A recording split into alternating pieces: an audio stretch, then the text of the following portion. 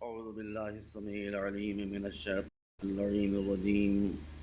بسم الله الرحمن الرحيم. الحمد لله رب العالمين بارئ الخلائق أجمعين، والصلاة والسلام والتحية والإكرام على سيدنا ونبينا وشفيعنا أبي القاسم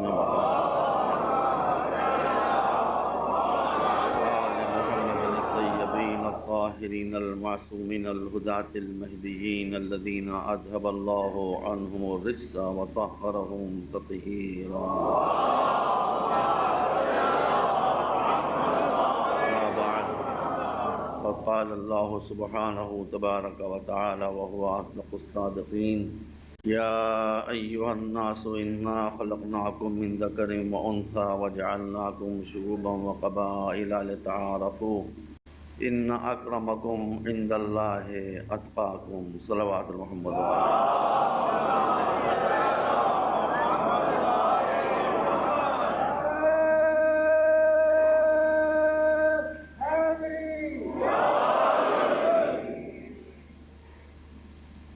برادران عزیز، ارشاد اقدس الہی ہے قرآن مجید میں کہ اے لوگوں، ہم نے تم کو پیدا کیا ہے اس طرح سے کہ اس دنیا میں تمہارے آنے میں مرد اور عورت برابر کے شریک اور سہیم ہیں. وَجَعَلْنَاكُمْ شُعُوبًا وَقَبَائِلَ لِتَعَارَفُوا، اور تم کو مختلف خاندانوں میں، قبیلوں میں، نسلوں میں بانٹ دیا ہے، اس لیے کہ ایک دوسرے کو پہچاننے کی کوشش کرو. ان اکرمکم عند اللہ اتقاکم. لیکن اسلام میں رنگ اور نسل سے، قبیلے اور خاندان سے، ملک سے اور صوبے سے فضیلت نہیں ملتی. جس کا کردار سب سے زیادہ پاک و پاکیزہ ہوگا وہی اللہ کے نزدیک سب سے زیادہ مکرم اور باعزت ہوگا. عزیزوں، قرآن مجید کو جس اللہ نے نازل فرمایا ہے اس کی شان ہے لیس کمثلہ شیء. کوئی شے بھی اس کی ایسی نہیں ہے. کوئی شے اس کی ایسی نہیں ہے. اس کی وضاحت کی گئی ہے سورہ اخلاص، یا جسے آپ سورہ توحید بھی کہتے ہیں، اس میں اللہ کے 5 صفات بیان کر کے ان 5 صفتوں کی وجہ سے وہ لیس کمثلہ شیء ہو جاتا ہے کہ کائنات میں اس کا ایسا کوئی نہیں ہے. یہ 5 صفتیں ایک طرف اس کی یکتائی کا معیار ہیں اور دوسری طرف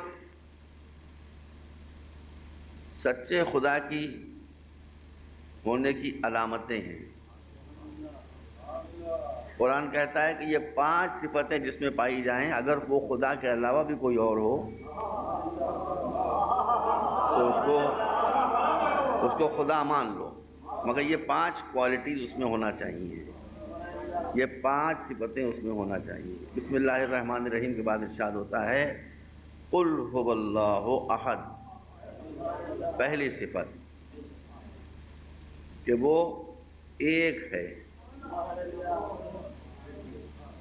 اگر مولا علی اس ایک کے معنی نہیں بتاتے تو ہم سمجھتے ہی نہیں کہ کیا معنی ہے.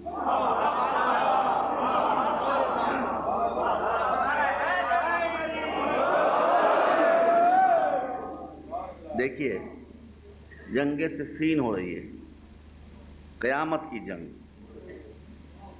زندگانی علی کی سب سے بڑی جنگ،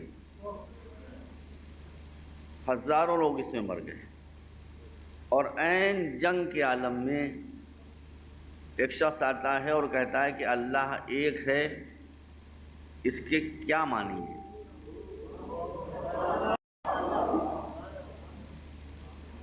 کسی نے کہا بھی کہ یہ وقت ایسا نہیں ہے کہ تم یہ بحثیں کرو، جنگ ہو رہی ہے، سر کٹ رہے ہیں، دھڑ گر رہے ہیں، خون کی ندیاں بہہ رہی ہیں، لیکن یہ بات آپ سمجھ لیں کہ جو شے کم اہم ہوتی ہے اس کو روکا جاتا ہے، جو زیادہ اہم ہوتی ہے اس کو آگے بڑھایا جاتا ہے۔ علی کے نزدیک تلوار کے جہاد سے زیادہ علم کا جہاد اہم تھا۔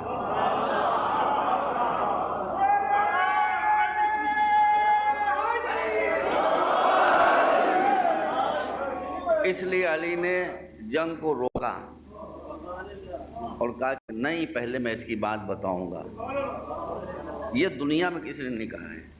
اور دیکھیے اس عالم میں جب جنگ کی گیرودار ہو رہی ہے، کون اپنے ہوش و حواس میں ہوتا ہے بھائی؟ اور اتنی بڑی جنگ، مگر ایک بات سمجھ لیجئے کہ بڑی سے بڑی جنگ بھی علی سے ان کے ساتھیوں کو چھین سکتی تھی، مگر علی کے دماغ سے سکون کو نہیں چھین سکتی، مکمل سکون کے ساتھ اس عالم میں۔ کہا کہ دیکھو ایک کے چار معنی ہیں، دیکھا آپ نے، ایک کے چار معنی ہیں، دو معنی اللہ کے لیے صحیح ہیں اور دو معنی اللہ کے لیے غلط ہیں۔ اب وہ میں عربی کے الفاظ استعمال نہیں کروں گا، تو آپ نے فرمایا، اس کو عربی کہتے ہیں واحد عددی، جیسے 1 2 3 4 5، کہا کہ ان معنوں میں وہ ایک نہیں ہے، اس لیے کہ ان معنوں میں اگر وہ ایک ہوگا تو اس کے بعد دو بھی ہوں گے، اس کے بعد تیسرا بھی آ جائے گا، اور اس کے بعد چوتھا بھی آ جائے گا۔ ایک واحد جنسی ہوتا ہے، جیسے آپ نے کہا کہ فلاں شخص زید ایک انسان ہے، ان معنوں میں بھی اللہ ایک نہیں ہے۔ اور ایک ان معنوں میں ہوتا ہے کہ وہ یکتا ہے، بے مثل ہے۔ جیسے کہا جاتا ہے کہ فلاں شخص زمانے میں ایک ہے، یعنی بے مثل ہے، تو ان معنوں میں وہ صحیح ہے کہ وہ یکتا ہے اور بے مثل ہے۔ اس کے بعد آپ فرماتے ہیں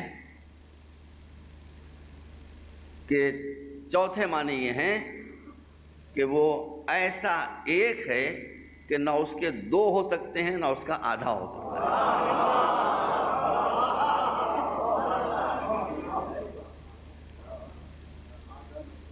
نہ آدھا ہو سکتا ہے اور نہ دو ہو سکتا ہے۔ اب آپ اس کی مثال دیکھ لیجئے، یہ سامنے مائکروفون لگا ہے، اس کو بیچ سے پھاڑ دیے 2 ٹکڑے ہو جائے گا، لیکن یہ ریفلیکٹر، یہ فوکس جو میں نے وہ پڑ رہا ہے، اس سے جو روشنی نکل رہی ہے اس کو آپ 2 کر سکتے ہیں؟ یہ 2 نہیں ہو سکتی۔ اس کو آپ آدھا کر سکتے ہیں؟ وہ آدھی بھی نہیں ہو سکتی۔ تو فرماتے ہیں کہ احد کے معنی یہ ہے کہ نہ اس کا ایک کے بعد 2 ہو سکتا ہے اور نہ اس کا آدھا ہو سکتا ہے۔ یہ پہلی صفت ہو گئی اس معبود کی جو انسان کا معبود ہو سکتا ہے، انسان کا خدا ہو سکتا ہے، انسان کا اللہ ہو سکتا ہے، مگر اس سے پہلی صفت یہ ہونا چاہیے ہے کہ وہ ایسا ایک ہو کہ جس کا نہ آدھا ہو سکتا ہو اور نہ جس کے 2 ہو سکتے ہیں۔ یہ پہلی صفت۔ اس کے بعد اللہ الصمد، صمد کے معنی کیا ہے؟ جو ہر ایک سے بے نیاز اور ہر ایک اس کا محتاج۔ صمد کے معنی کیا ہے؟ جو کسی کا محتاج نہیں اور سب اس کے محتاج۔ اور اس سمد کے معنی ایک اور بھی ہیں کہ نہ جس میں کوئی شے سما سکتی ہے نہ وہ کسی میں سما سکتا ہے. میں بھی اس کی تشریح کروں گا. اب یہ ہاتھ میرے کہیں ایک ہی تو ہے، لیکن آپ ایک سوئی لے کے اس کے اندر گھسیڑ سکتے ہیں، سوئی اس کے اندر آ جائے گی. تو سمجھ کے معنی ہے کہ وہ ایسا ایک ہے کہ نہ اس کے اندر کوئی شے آ سکتی ہے اور نہ اسی کے اندر آ سکتا ہے، اور کوئی اس سے بے نیاز نہیں ہے، وہ سب سے بے نیاز ہے. دوسری صفت یہ ہونا چاہیے لم یلد. تیسری صفت جو کسی کو جنم نہیں دیتا. وَلَمْ يُولَدْ نہ اسے کسی نے جنم دیا ہے. 4 صفتیں ہو گئی. وَلَمْ يَكُنْ لَهُ كُفُوًا أَحَدٌ اور کوئی بھی اس کا ہمسر اور ہم رتبہ نہیں ہے.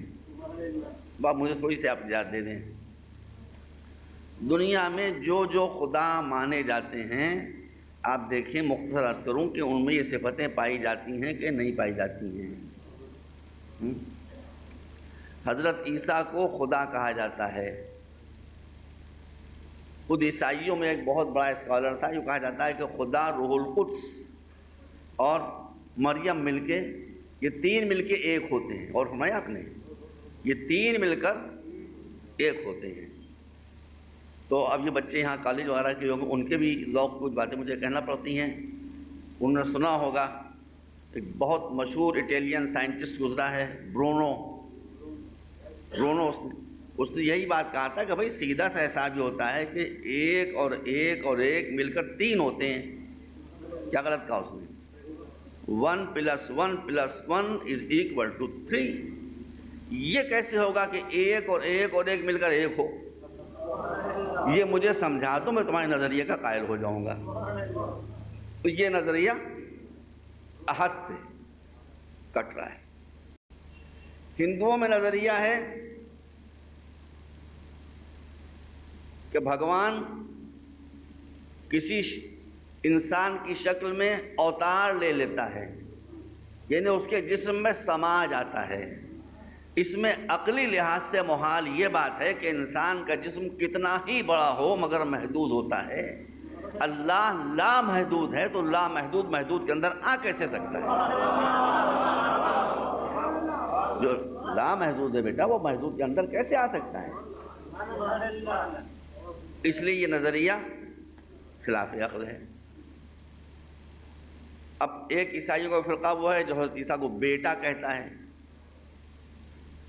اس نے کہہ دیا کہ نہ کسی کا بیٹا ہے، نہ کوئی اس کا بیٹا ہے، اور نہ کوئی اس کا ہمسر ہے. آپ دیکھ لیں کہ بتوں کو خدا مانا جاتا ہے. کیا بتوں میں یہ صفت پائی جاتی؟ وہ آدھے نہیں ہو سکتے ہیں، وہ 1 2 نہیں ہو سکتے ہیں، اس کے اندر کوئی سے سما نہیں سکتی ہے، ان کے گلک میں کوئی پیسہ ڈالا نہیں جا سکتا ہے.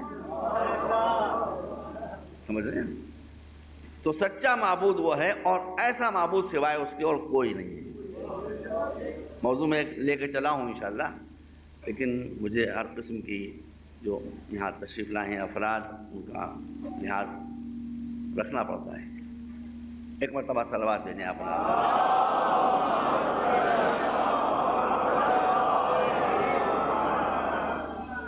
تو میرے عزیزوں، آپ یاد رکھیے کہ جس معبود کے ہم قائل ہیں اس کا مثل کوئی نہیں ہے، اس لیے کہ اس کے علاوہ جتنے ہیں وہ سب محدود ہیں، لمیٹڈ ہیں، سیمت ہیں. اللہ وہ ہے کہ جو لا محدود ہے. تو محدود اور لامحدود کبھی ایک دوسرے کے مثل نہیں ہو سکتے. اس کا علم بھی لامحدود ہے، اس کی نالج بھی لامحدود ہے، اور جب نالج لامحدود ہے تو اس کی قوت بھی لامحدود ہے. اگر یہ باتیں آج ہمارے سامنے پروفڈ نہ ہوتی سائنٹیفکلی، تو ہم اس کو خلاف عقل قرار دے کر ریجیکٹ کر دیتے، ردی کی ٹوکری میں ڈال دیتے.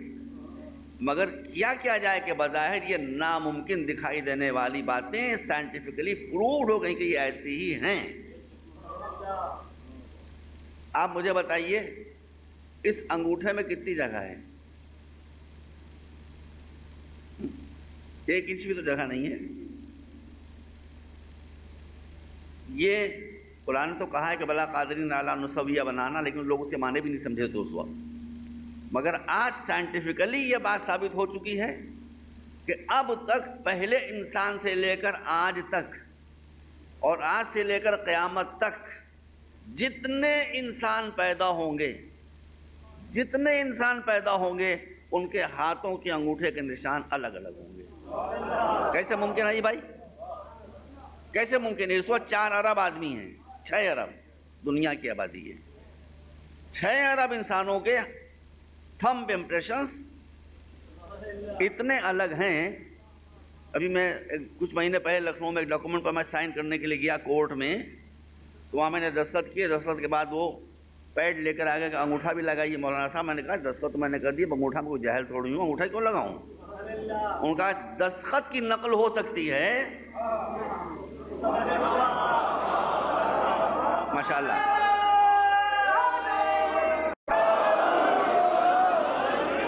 بس ماشاءاللہ آپ لوگ متوجہ ہیں اور مولائی ہیں، ولایت علی میں ڈوبے ہوئے ہیں۔ میں ایک جملہ کہہ رہا ہوں، مجھ سے اس کورٹ مجسٹریٹ نے کہا کہ آپ کے دستخط کی نقل ہو سکتی ہے، کوئی فراڈیا اس کو نقل کر سکتا ہے، مگر یہ تھمب امپریشن انگوٹھے کا نشان ہوا ہے کہ دنیا کی کوئی طاقت اس کی نقل نہیں کر سکتی۔ یہیں سے سمجھ لیجئے کہ جو انسانوں کا بنایا وہ ہوتا ہے، اس کی نقل ہو سکتی ہے، جو اللہ کا بنایا وہ ہوتا ہے۔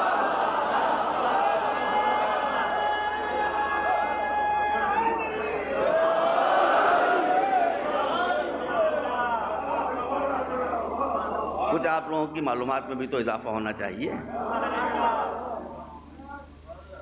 تو اب دیکھیں جتنا جتنا علم آگے بڑھتا جاتا ہے، سائنس آگے بڑھتی جاتی ہے، ٹیکنالوجی آگے بڑھتی جاتی ہے، اتنا اتنا اللہ کا لامحدود علم اور لامحدود قدرت سامنے آتی جا رہی ہے۔ ابھی تک تو یہی معلوم تھا کہ تھمب امپریشن، انگوٹھے کا نشان، یہ بے مثل ہے۔ اب زمانہ آگے بڑھا تو ان کا، اب آپ غور کیجئے کہ 6 ارب آدمی اس وقت ہیں، 6 ارب آدمی، تو اب تک کئی خراب انسان پیدا ہو چکے ہوں گے۔ کیسے یہ ممکن ہے؟ پوچھ لیجیے آپ کسی بھی سندھ یونیورسٹی میں جا کے کسی بچے سے، کسی استاد سے بتا دے گا۔ اتنے انسان ہیں جن کی گنتی مشکل ہے، مگر کیسی اس کی قوت ہے کہ ہر انسان کے حلق سے نکلنے والی آواز الگ ہے،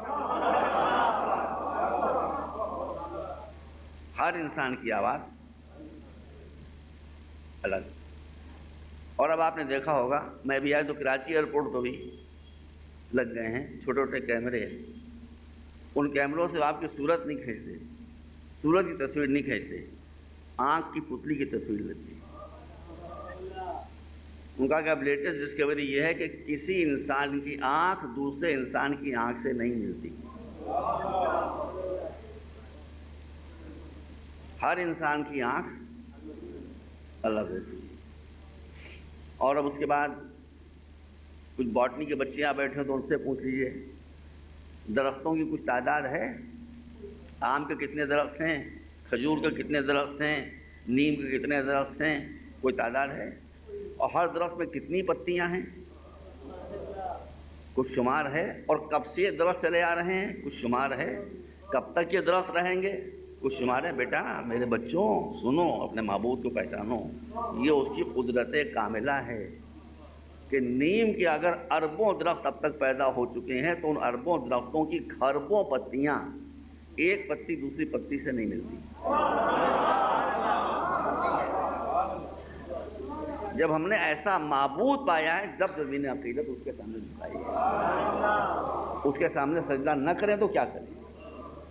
ایک مرتبہ صلوات دے دیں آپ رات۔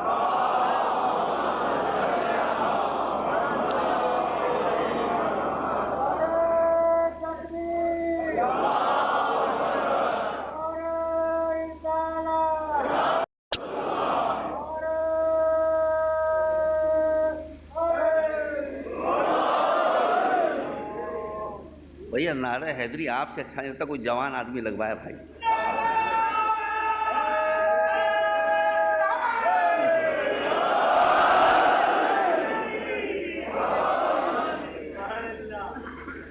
اچھا اب یہ تو ہے جس نے قرآن کو نازل کیا۔ آپ مجھے بتائیے کہ جس نے درختوں کو بے مثل بنایا ہے، درختوں کی پتیوں کو بے مثل بنایا ہے، ہماری آنکھوں کو بے مثل بنایا ہے، ہماری آوازوں کو بے مثل بنایا ہے، ہمارے ہاتھ کے انگوٹھوں کے نشانوں کو بے مثل بنایا ہے، جب وہ ایک معجزے کی شکل میں قرآن اتار رہا ہوگا تو کیا وہ بے مثل نہیں ہوگا؟ ابھی ہم ایسے معمولی لوگ 2 ٹکے کے، ہم کو اس نے بے مثل بنایا ہے، تو جس کو اپنے نبی کی حجت کے طور پر اتار رہا ہوگا، کیا اس کا مثل ہوگا؟ میں جا رہا ہوں وہیں جہاں انتظار کر رہے ہیں، جا رہا ہوں وہیں، اطمینان رکھیں، لیکن لے کر چل رہا ہوں آپ کو۔ تو اب وہ کیا کہتا ہے کہ قُلْ لَئِنِ اجْتَمَعَتِ الْإِنسُ وَالْجِنُّ عَلَىٰ أَن يَأْتُوا بِمِثْلِ هَٰذَا الْقُرْآنِ لَا يَأْتُونَ بِمِثْلِهِ وَلَوْ كَانَ بَعْضُهُمْ لِبَعْضٍ ظَهِيرًا۔ سن لو، آج سے لے کر قیامت تک جتنے انسان ہیں اور جتنے جن ہیں، سب ایک دوسرے کو سہارا دے کر بھی اس قرآن کا جواب لانا چاہیں،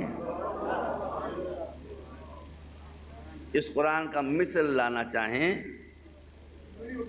اس قرآن کا ایسا لانا چاہیں، اس کتاب کی ایسی کوئی کتاب اور لانا چاہیں تو نہیں لا سکتے۔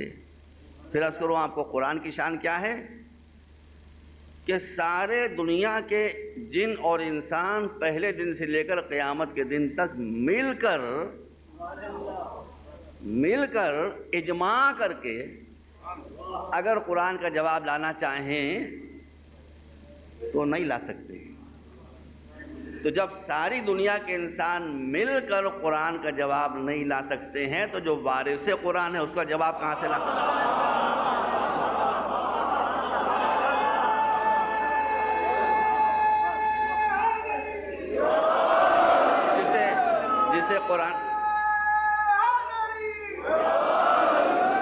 جسے قرآن کے برابر قرار دیا گیا ہے، اس کا جواب کہاں سے لا سکتے ہیں؟ پھر قرآن نے انسان کی کمزوری دیکھ کر اپنے کو نیچا کیا کہ دیکھو اسے کلام ربانی ہونے میں اگر تم کو شک ہے تو پورے قرآن کا جواب نہ صحیح، فَأْتُوا بِعَشْرِ سُوَرٍ مِثْلِهِ مُفْتَرَيَاتٍ، 10 سورے لے آؤ، 10 سورے لے آؤ۔ اس کے بعد پھر آخر میں ارشاد ہوا کہ وَإِن كُنتُمْ فِي رَيْبٍ مِّمَّا نَزَّلْنَا عَلَىٰ عَبْدِنَا فَأْتُوا بِسُورَةٍ مِّن مِّثْلِهِ، اگر تم کو اس کے کلام ربانی ہونے میں شک ہے، جیسے کسی درخت کی ایک پتی کے بارے میں آپ کو یہ شک ہو کہ اسے اللہ نے نہیں بنایا ہے تو ویسی پتی بنا لیجئے، ایک پتی بنا لیجئے، ویسی آپ بھی بنا لیجئے۔ دیکھیے آج کے انسان کی بے بسی دیکھیے، سائنس اور ٹیکنالوجی کے اتنا بڑھ جانے کے بعد کہ یہ سپر سونک پلین بنا سکتا ہے، یہ راکٹ بنا سکتا ہے، یہ اسپیس شپ بنا سکتا ہے، مگر ساری دنیا سائنس مر جائے تو نیم کی ایک پتی نہیں بنا سکتا۔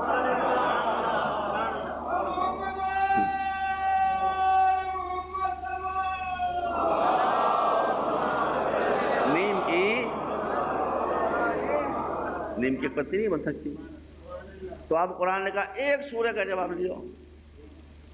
عربوں کو بہت ناز تھا اپنی فصاحت و بلاغت پر، واقعی اس میں کوئی شک نہیں ہے، میں نے عربی ادب کو دیکھا ہے اچھی طرح سے، جاہلیت میں جیسے شعراء گزرے ہیں بعد میں ویسے شعراء نہیں پیدا کیے انہوں نے، اور وہ اپنے لمبے لمبے قصیدے بمانی نظمیں لاتے تھے اور خانہ کعبہ کی دیوار پر ٹانگتے چلے جاتے تھے کہ اس کا جواب لاؤ، اس کا جواب لاؤ، اس کا جواب لاؤ، اس کا جواب لاؤ۔ ارے بھائی اللہ اپنی جگہ سوچ رہا ہوگا کہ بھائی یہ تم نظمیں لا رہے ہو، اس میں عشق ہے، عاشقی ہے، کباب ہے، کباب ہے، یہ میرے گھر کو تم گندا کر رہے ہو، اب کہیں اور لے جاؤ، کسی بازار میں لے جاؤ، کسی عیش خانے میں لے جاؤ، کہیں چنڈو خانے میں لے جاؤ، یہ اس میں کون سی ایسی بات؟ بہت ٹھیک ہے نظم کے اعتبار سے بہت بلند ہے کلام یہ، مگر اس کا مضمون کیا ہے؟ شراب، عشق، عاشقی یا بہادری کی داستانیں خامخواہ کی، اس پر مشتمل یہ نظمیں لالا کا کہاں ٹانگی جا رہی ہیں؟ کعبے کے اوپر۔ دیکھیے جو قدیر ہوتا ہے وہ کبھی جلدی نہیں کرتا. قدرت کی ایک پہچان یہ بھی ہے کہ وہ کبھی جلدی نہیں کرتا ہے. جس کے ہم جب چاہیں کر دیں گے تو جلدی کس بات کی ہے. اب جب حضور آئے تو وہ 200 شعروں کے قصیدوں کے مقابلے میں جو 7 وہاں ٹنگے ہوئے تھے، اور اس پہ سب سے مشہور قصیدہ تھا امرؤ القیس کا، جو عربی زبان کا سب سے بڑا شاعر گزرا ہے. اس سے بڑا شاعر کوئی گزرا ہی نہیں عربی زبان میں. اور کیا آپ نے اس کا قصیدہ لٹک رہا تھا، اور رسول کے حکم سے اسی کے اتنے لمبے قصیدے کے مقابلے میں سورہ کوثر لکھ کر ٹانگ دیا جس میں کل 3 آیتیں ہیں. بسم اللہ الرحمن الرحیم، یہ تو کامن ہے، انا اعطیناک الکوثر فصل لربک وانحر ان شانئک ھو الابتر. دیکھیے ہم کو کفر سے کبھی شکایت نہیں رہی ہے، ناانصافیوں سے شکایت ہوئی ہے. اس سے کسی نے کہا جا کر کہ آپ کا جو قصیدہ ٹنگا ہوا تھا وہاں پر حضور کا نام لے کر کہا کہ انہوں نے کچھ لکھوا کے ٹنگوا دیا اس کے مقابلے میں. آیا، آنے کے بعد اس نے سورہ کوثر کو پڑھا، اپنے قصیدے کو اتارا، لپیٹا، جیب میں رکھا، اس کے نیچے لکھ دیا ما ھذا من کلام البشر. یہ سورہ کوثر یہ انسان کا کلام نہیں. ایک مرتبہ صلوات بھیج دیں آپ.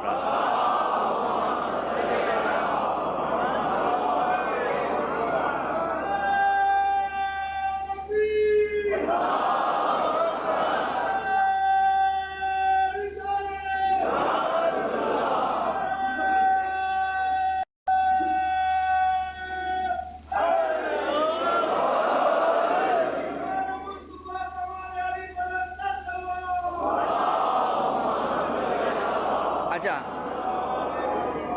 2 باتوں پر تو میں بہت آسانی سے چلا گیا. قرآن کا نازل کرنے والا خالق کائنات بے مثل، قرآن بے مثل. اب وہ بچہ کہ جو قرآن کے نازل ہونے سے پہلے کعبے سے قرآن پڑھتا ہوا نکلا،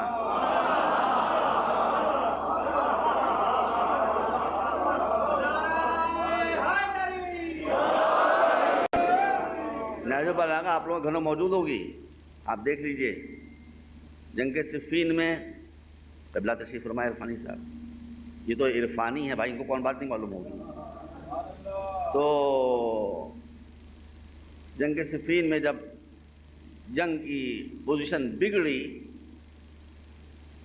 اور جس جنگ کے لیے کہا جا رہا تھا کہ ہم قرآن بچانے کے لیے جنگ کر رہے ہیں، وہاں قرآن کو سامنے رکھ دیا گیا کہ یہ تباہ ہو جائے مگر ہماری حکومت بچ جائے. اور علی کے لشکر میں جو کمزور ایمان والے تھے یا منافق تھے، ایجنٹ تھے ادھر کے، ان کا کہ اب تو قرآن آ گیا، اب تو قرآن سامنے آ گیا، وہاں سب کچھ نہیں ہو سکتا.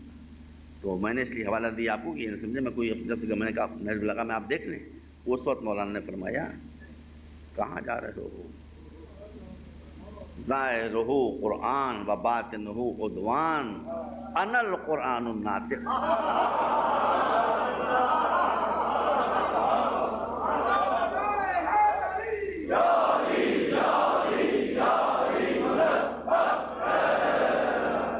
یہ قرآن ہے کتاب ہدایت، مگر اس قرآن کو ہائی جیک کر لیا گیا ہے.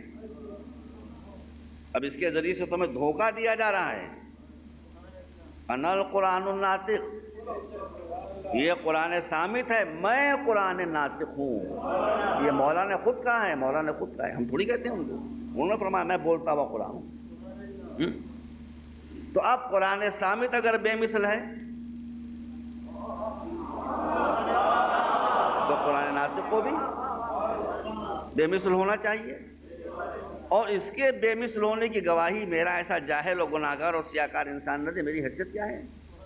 زبان عصمت ہونا چاہیے، زبان معصوم ہونا چاہیے. بلکہ میں یوں عرض کروں گا کہ زبان معصوم بھی نہیں، وہی زبان ہونا چاہیے جو پیغمبر کے لیے قرآن لے کر آتی تھی. اب آپ ملاحظہ فرمائیں کہ شب ہجرت رسول علی کے پاس تشریف لائے اور کہا کہ اللہ نے مجھے وحی کی ہے کہ میرے قتل کی تیاریاں ہیں، آج رات کو میرا گھر گھیر لیا جائے گا۔ کہا پھر کیا آپ کا حکم ہے؟ کہا کہ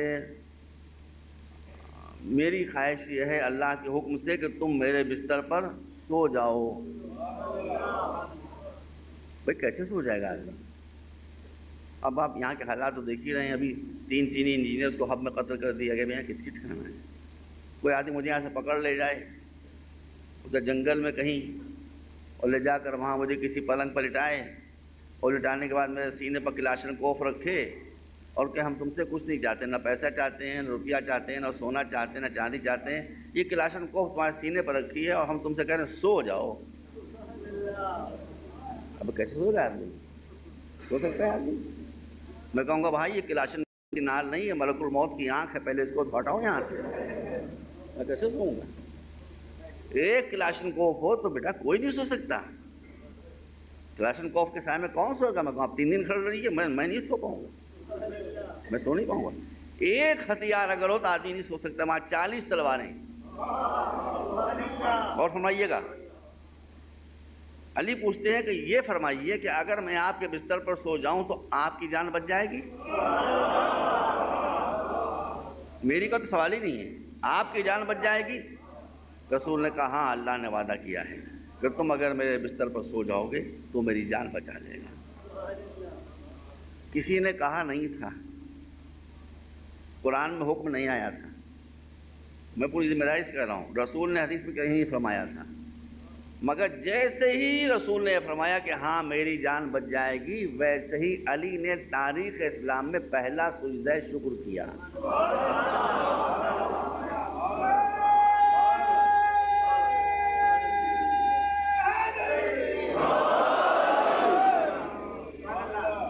اور یہ سجدہ شکر کوئی اور کرتا تو بدعت ہو جاتا، مگر معصوم نے کیا تو سنت بن گیا سجدہ شکر۔ اس کے بعد ٹھیک ہے کہا میں سو جاؤں گا آپ کے بستر پر، اور سوئے، رسول کی سبز چادر اوڑھ کے سوئے۔ نہیں یہاں پر تفصیل آپ کو معلوم ہونا چاہیے، کوئی تفصیل آپ کے سامنے آنا چاہیے۔ دیکھیے جب پیغمبر کے حکم سے علی نے یہ کہا کہ میں آپ کے بستر پر سو جاؤں گا، تو پیغمبر نے یہ کیا کہ اپنے کپڑے علی کو دے دیے، اپنی ردا، اپنا پیراہن، اپنا امامہ، اپنی تلوار، اپنی سپر، یہ سب علی کو دے دی۔ کیا مطلب؟ مطلب یہ ہے کہ جان کو اور خطرہ ہو گیا، جان کو اور خطرہ ہو گیا۔ مگر آپ متوجہ ہیں، میں آپ سے ایک سوال کرنا چاہتا ہوں، حیدرآباد کے حضرات مجھ سے بڑی محبت کرتے ہیں، یہ سب غلامی شبیر کا صدقہ ہے، ورنہ میں اپنی اوقات پہچانتا ہوں، میں جانتا ہوں میں کہاں سے پوچھ رہا ہوں، یہ سب مولا کی غلامی کا صدقہ ہے، اس کے علاوہ کچھ نہیں۔ آپ حضرت اتنی مجھ سے محبت کرتے ہیں۔ کوئی صاحب یہاں سے کراچی جانے لگے اور اذراء محبت میں تھا اور وہ تھے، کمرے میں کوئی اور نہیں تھا، انہوں نے اپنا کرتا مجھے دے دیا، اپنی شیروانی مجھے دے دی، اپنی جیکٹ مجھے دے دی، اپنا پیجامہ مجھے دے دیا، اپنی ٹوپی مجھے دے دی، اور کراچی چلے گئے۔ تو بھائی پوچھنے والے کہیں گے بھائی گئے کیسے؟ وہ ننگ دھڑنگ کو نہیں چلے جائیں گے یہاں سے کراچی تک، بھائی کیسے جائیں گے؟ تو کوئی بتائے یا نہ بتائے، مگر عقل بتاتی ہے کہ جب انہوں نے اپنا کرتا مجھے دیا ہوگا تو میرا کرتا خود پہن لیا ہوگا، اپنا پیرہن مجھے دیا ہوگا تو میرا پیرہن خود پہن لیا ہوگا، اپنا امامہ مجھے دیا ہوگا تو میرا امامہ خود لے لیا ہوگا۔ اور فرمایا آپ نے، تو اس کا مطلب یہ کہ شب ہجرت کیا ہو رہا ہے کہ امامت کو رسالت کا لباس مل گیا، رسالت کو امامت کا لباس مل گیا، اور دونوں میں اتنی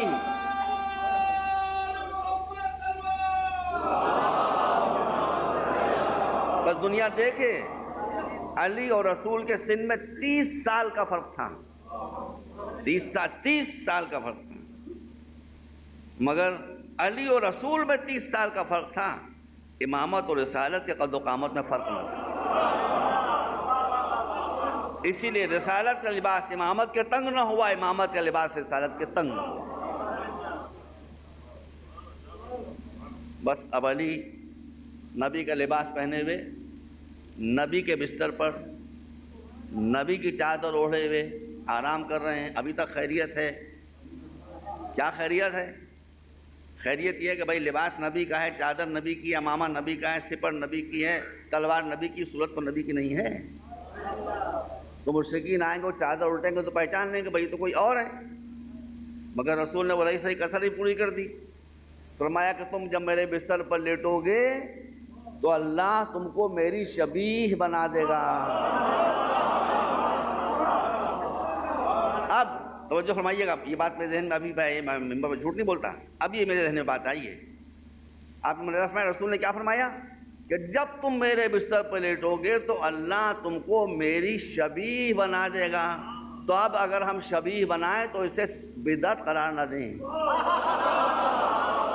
پہلی شبیہ تو اللہ خود بنا رہا ہے۔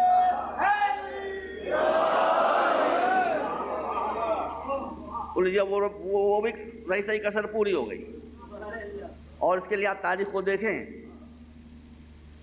کہ جب صبح شب ہجرت تھوڑی دیر کے بعد ایک رسول کے مقدس صحابی، بزرگ صحابی تشریف لائے، رسول کے گھر میں علی سامنے کھڑے ہوئے تھے، ایسی شبیہ بنے تھے کہ انہوں نے کہا السلام علیکم یا رسول اللہ۔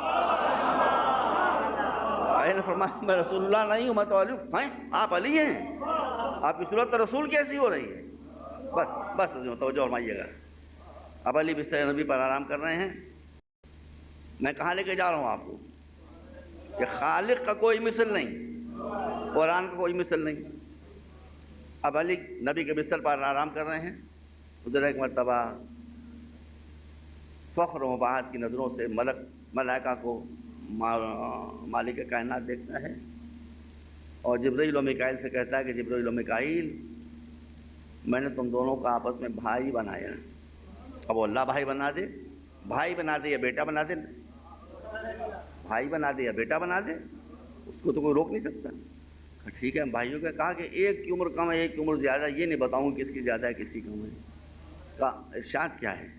کہا کہ ہے تم میں کوئی ایسا، یہ تو بتائیں نہیں کہ زیادہ عمر کس کی ہے، جو اپنی زیادہ عمر میں سے ایک حصہ اپنے بھائی کو دے دے۔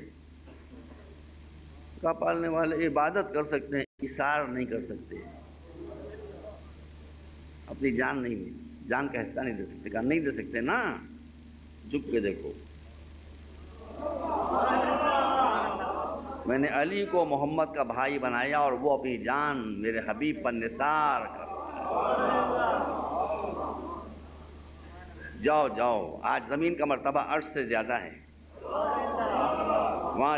وہاں جاؤ۔ دیکھیے ملائکہ فقط عبادت کرتے ہیں، دوسرا کوئی کام نہیں کرتے۔ کہا جاؤ علی کی حفاظت کرو۔ جبرائیل و میکائیل آ گئے، ایک پائتی کھڑا ہو گیا، ایک سرانے کھڑا ہو گیا۔ امین وہی حضرت جبرائیل سرانے کھڑے ہو گئے اور سرانے کھڑے ہونے کے بعد فرماتے ہیں بخن بخن۔ یہ بخن بڑا خطرناک جملہ ہے بھائی، یہ کہیں گڑبڑ بھی اس نے کی ہے بہت زیادہ۔ بخن یبنا ابی طالب، مبارک ہو ابو طالب کے بیٹے، ان اللہ من مثلو کا ان اللہ یباہی بکل ملائکہ۔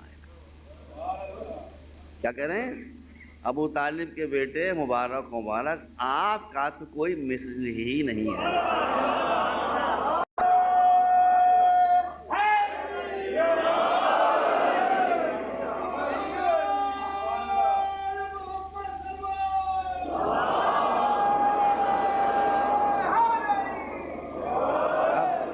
دو تین باتیں یہاں پر سن لیجیے۔ کیا کہتے ہیں؟ ابو طالب کے بیٹے مبارک آپ کا کوئی مثل نہیں ہے۔ ایک آدمی تھا، ارے بھائی شیطان گھر میں رحمان ہوا ہی کرتا ہے، باپ کرمنل تھا، چور تھا، قاتل تھا، بیٹا پڑھ لکھ کے اور بڑے بڑے اونچے اونچے امتحان دے کے اور گورنر ہو گیا سندھ کا. آپ پہنچے مبارکباد دینے کے لیے، فلاں چور کے بیٹے مبارک ہو، فلاں قاتل کے بیٹے مبارک ہو، فلاں ہسٹری شیٹر کے بیٹے مبارک ہو کہ آپ سندھ کے گورنر بن گئے. وہ کہا نکالو ان کو یہاں سے. ارے بھائی مبارکباد کے موقع پر دکھتی ہوئی رگوں کو نہیں دبایا جاتا ہے. میں کہتا ہوں جبرائیل یہ آپ کیا کہہ رہے ہیں بھائی؟ یہ کہیے کہ ابو الحسن مبارک ہو، یہ کہیے مولا کائنات مبارک ہو، یہ کہیے علی مبارک ہو، یہ کہیے کہ حامل لواء حمد مبارک ہو. القاب کو کمی ہے؟ سب کچھ چھوڑ کے آپ کیا کہہ رہے ہیں؟ کافر باپ کا نام لے رہے ہیں.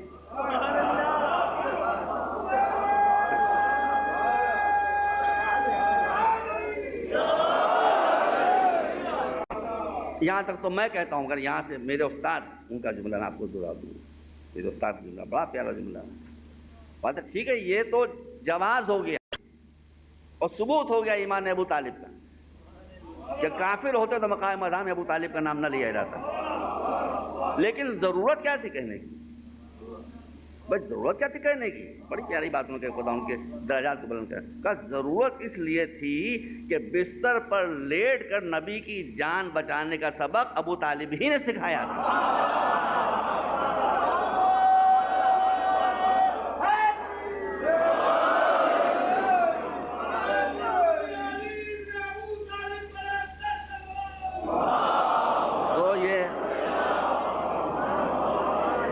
کا سبق تھا پڑھایا ہوا جس پر علی شب ہجرت. یہ ٹریننگ ادھر سے ملی تھی کہ نبی کی جان یوں بچا. اب میں عرض کرتا ہوں، میں کہتا ہوں جبرائیل آپ معصوم امین وحی قرآن لے کر آنے والے، یہ آپ کیا کہہ رہے ہیں؟ یہ آپ کیا کہہ رہے ہیں؟ من مثلو، تمہارا کوئی مثل ہی نہیں ہے، آپ کا کوئی مثل ہی نہیں ہے. تو وہ بھی تو ہے لیسا کمثلہ شیء. تو نصیریوں کو جواز مل جائے گا کہ ہمارا خدا بھی بے مثل ہے.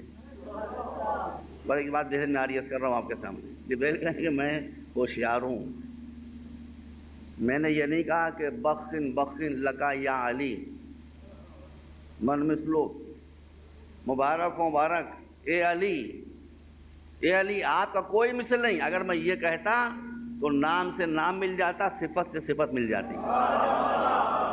اس کا بھی تو نام علی ہے نا، تو نام سے نام مل جاتا، صفت سے صفت مل جاتی. اس لیے میں نے کہا بخن بخن لکا یبن ابی طالب، اے ابو طالب کے بیٹے تیرا کوئی مثل نہیں ہے، تاکہ معلوم ہو جائے کہ وہ لم یلد ولم یولد بے مثل ہے، یا ابو طالب کا ولد بے مثل ہے.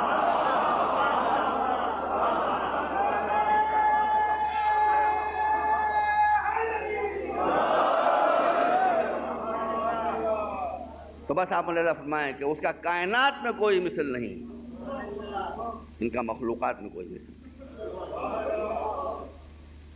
اس کا علم لامحدود،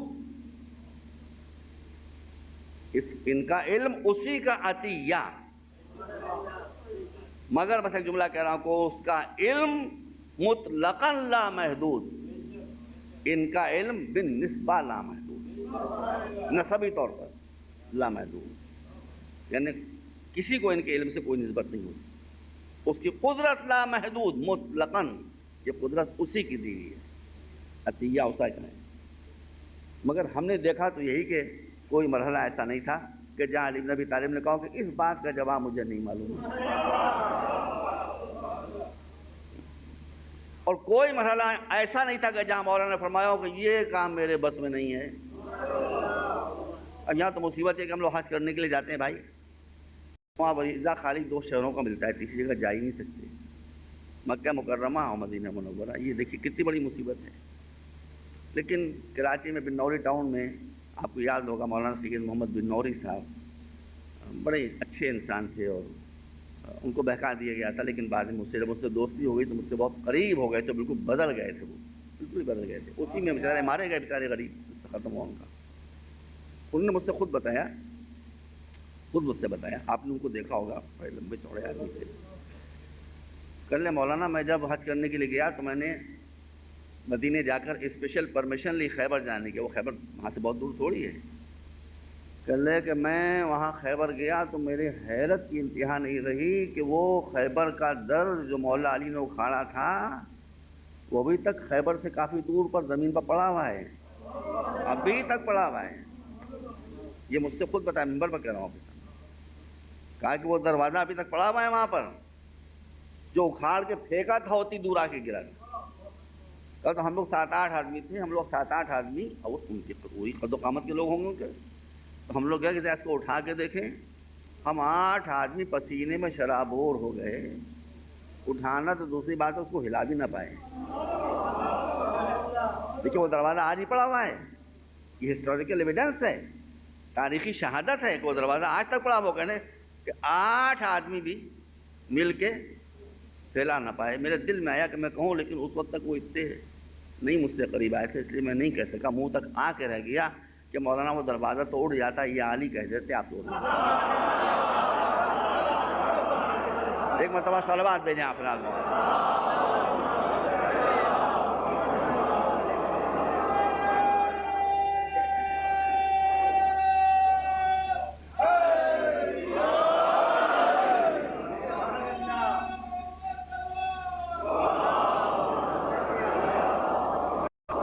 وہ خالق کائنات بے مثل, قرآن بے مثل, اور مولا علی بنفس سے جبرائیل معصوم حامل وحی بے مثل. اور بگر رسول فرمائے کہ اولنا محمد واسطنا محمد وآخرنا محمد وکلنا محمد. تو پھر آپ کو ماننا پڑے گا کہ یہ سلسلہ وہ ہے کہ جہاں ہر ہادی, ہر رہنما, ہر امام بے مثل.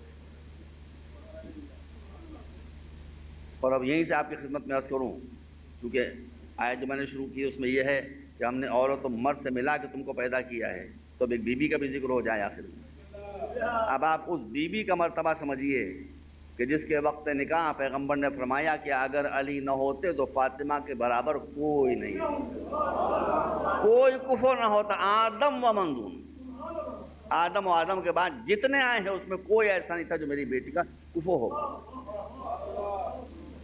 یہ اگر علی نہ ہو. ایک مرتبہ صلوات بھیجیں آپ کا.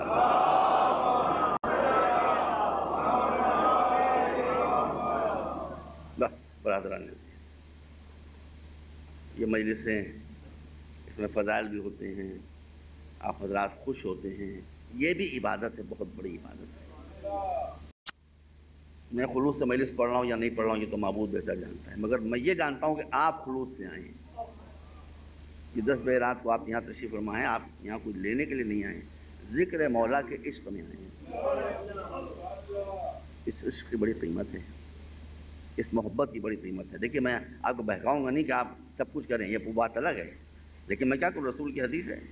رسول نے فرمایا ہے کہ جو جس سے محبت کرتا ہے اللہ اس کا حشر اسی کے ساتھ کرے گا. تو ختم ہو گئی بات. میرے لیے بھی آپ دعا کریں, اگر مجھ سے خوش ہوئے کہ میرے دل میں وہی محبت اہل بیت پیدا ہو جو آپ لوگوں کے دلوں میں ہے, تاکہ آپ کے پیچھے پیچھے میں بھی اسی قافلے میں آ جاؤں, یہاں آگے آ جاؤں, وہاں پیچھے پیچھے آ جاؤں, میں اس مصالحت پر تیار ہوں. تو اب اولنا محمد واسطنا محمد وآخرنا محمد وکلنا محمد. کربلا کے میدان میں حسین نمائندگی کر رہے ہیں علی کی, اور زینب نمائندگی کر رہی ہے فاطمہ زہرا کی, شہزادی کونین کی نمائندگی کر.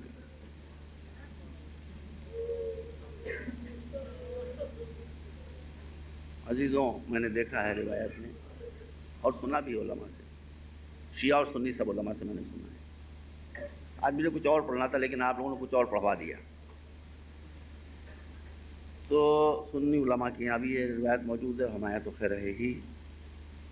محشر, قیامت, جس میں انبیاء بھی ہوں گے, مرسلین بھی ہوں گے, شہداء بھی ہوں گے, صالحین بھی ہوں گے, صدیقین بھی ہوں گے, سب ہوں گے, مگر ہر ایک کی زبان پر ہوگا نفسی نفسی نفسی, میں. وہ بھیانک منظر ہوگا، کسی کو کسی کا ہوش نہیں ہوگا۔ اسی میں تاریخ بتاتی، روایت بتاتی ہے کہ حجابہائے عرش سے ایک ملک کی آواز گونجے گی کہ محشر کے آنے والوں اپنے سروں کو جھکا لو اور آنکھوں کو بند کر لو۔ یہی الفاظ ہیں، خدا کی قسم کہ اپنے سروں کو جھکا لو، اپنی آنکھوں کو بند کر لو۔ اور جب پوچھنے والے پوچھیں کیوں، تو کہا جائے گا کہ اس وقت رسول کی بیٹی کی سواری ہو۔ انا للہ و انا الیہ راجعون۔ میں اس ملک سے کہنا چاہتا ہوں کہ قیامت تو بعد میں آئے گی، لیکن پہلے آ کر یہی اعلان بازار کوفہ میں کر دے کہ کوفے والوں اپنے سروں کو جھکا لو، اپنی آنکھوں کو بند کر لو، فاطمہ کی بیٹی کی سواری گزرنے والی ہے۔ بس زیادہ آپ معلوم مجلس کا وقت معین ہوتا ہے، مجلس اپنے وقت پر ختم ہو جائے گی۔ یہ کوفہ ہے جی، آپ ذرا غور فرمائیے، سندھ کے کسی دور افتادہ علاقے میں جہاں میں کبھی نہ گیا ہوں، مجھے پولیس کسی شعبے میں پکڑ لے، میرے ہاتھوں میں ہتھکڑیاں ڈال دے، پیروں میں بیڑیاں ڈال دے اور کھینچتی ہوئے لے کر جا رہی ہوں، تو مجھے ذلت کا احساس ہوگا، لیکن میں کہوں گا ہوگا یہاں مجھے پہچانتا ہی کون ہے۔ لیکن اگر یہی سلوک حیدرآباد میں ہو، جہاں مجھے اتنی عزت آپ لوگ دیتے ہیں غلامی حسین کے صدقے میں، تو میرا تو ہارٹ فیل ہو جائے گا۔ یہ زینب بیریدہ کہاں جا رہی ہیں؟ یہ وہی کوفہ ہے کہ جہاں زینب کو شہزادی کہا جاتا تھا، جہاں بیویوں کی لائن لگتی تھی کہ ہم کو 2 منٹ کے لیے بیوی کا دیدار ہو جائے۔ اسی کوفے میں زینب یوں جا رہی ہے کہ سر سے چادر چھینی ہوئی ہے، بال بکھرے ہوئے ہیں، ہاتھ پسے گردن سے بندھے ہوئے ہیں، اور کیسے ملعون تھے لوگ کوفے کے کہ علی کی بیٹی گزر رہی ہے اور باجے بجا رہے ہیں، وہ تالیاں پیٹ رہے ہیں، وہ قہقہے لگا رہے ہیں، وہ سیٹیاں بجا رہے ہیں۔ بیچ کوفے کے بازار میں پہنچ کر زینب نے کہا اسکتو یا اہل کوفہ، کوفے والوں بس چپ ہو جاؤ۔ اور روایت بتاتی ہے کہ زینب کی زبان سے اس جملے کا نکلنا تھا کہ پن ڈراپ سائلنس، باجے بند ہو گئے، تالیاں پیٹنے والے ہاتھ بند گئے، زبانیں چپ ہو گئیں، سیٹیاں خاموش ہو گئیں۔ مورخ کہتا ہے کہ زینب نے 2 یا 3 منٹ خطبہ دیا ہوگا۔ پہلے منٹ میں اثر یہ ہوا کہ سب چپ ہو گئے، دوسرے منٹ میں اثر یہ ہوا کہ جو ہنس رہے تھے وہ رونے لگے، اور تیسرے منٹ میں اثر یہ ہوا جو ہاتھ تالیاں بجا رہے تھے وہ لوگ اپنے ہاتھوں کی بوٹیاں اپنے دانتوں سے کاٹ رہے کہ ہائے ہم نے کیا۔ بس زیادہ کیونکہ مجھ سے کہا گیا کہ مصاحب زیادہ پہنچ دے، میں نے مصاحب کا حصہ بڑھا دیا ہے۔ بس آخری بات عرض کر کے، آپ کے اور تو مجلس ہوتی اسی لیے ہے، اصل مجلس اسی لیے ہوتی ہے کہ ہمیں آنکھوں سے چند آنسو قطرے ٹپک گئے۔ آپ یہاں کس کو پرسہ دیتے ہیں؟ حسین کی ماں کو۔ اچھا آپ مجھے بتائیے کہ اگر کسی کا بیٹا مر گیا ہو اور آپ اس کے بعد پرسے کے لیے جائیں تو آنسو کون پہنچے گا؟ اگر آپ کی بیویاں کسی کی ماں کے پاس جائیں اس کے بیٹے کا پرسہ ادا کرنے کے لیے اور ماں اس کے غم میں رو رہی ہو، تو جو پرسہ دینے جائیں گے وہ آنسو پوچھیں گے نا۔ مگر یہ الٹی بات ہوتی ہے، فاطمہ آپ کی آنکھوں سے آنسو پوچھتی ہیں۔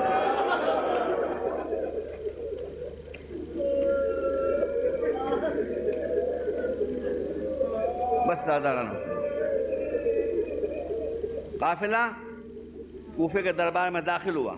ابن زیاد ملعون، ابن ملعون تخت حکومت میں بیٹھا ہوا ہے، سامنے تشت طلا میں سر حسین رکھا ہوا ہے، سید سجاد ہاتھوں میں ہتھکڑیاں سامنے کھڑے ہیں، زینب بیریدہ سامنے کھڑی، ام کلثوم بیریدہ سامنے کھڑی، رقیہ اور رباب بیریدہ سامنے کھڑی، بچیاں فاطمہ اور سکینہ سامنے کھڑی۔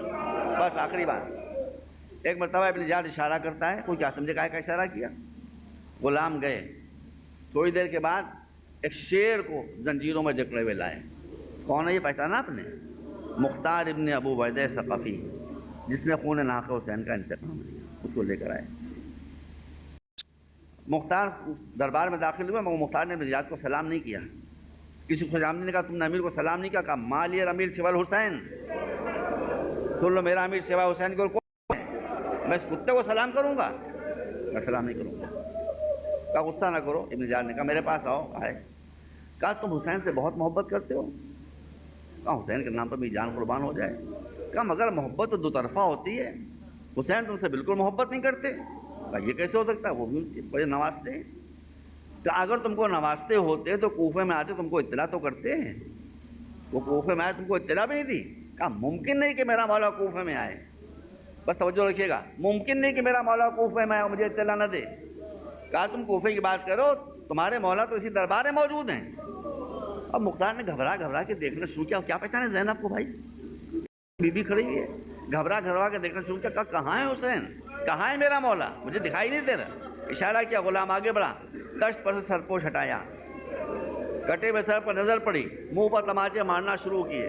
کہا السلام علیکم یا ابا عبداللہ، فرزند رسول آپ کو شہید کر دیا گیا، آپ کے غلام کو خبر بھی نہیں ہوئی.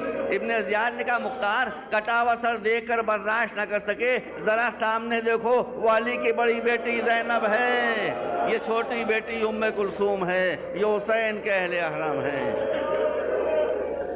وَسَيَعْلَمُ الَّذِينَ ظَلَمُوا أَيَّ مُنقَلَبٍ يَنقَلِبُونَ. اللهم اغفر للمؤمنين والمؤمنات والمسلمين والمسلمات الأحياء